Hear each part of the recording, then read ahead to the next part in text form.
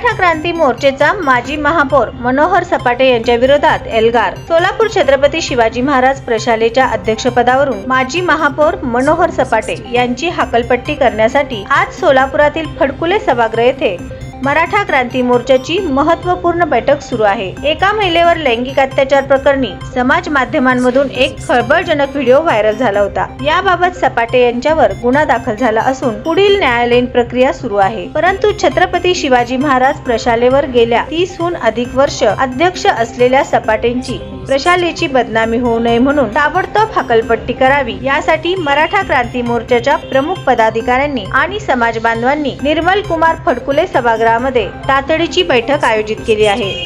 यावेळी समाजातील प्रमुख मान्यवर उपस्थित होते।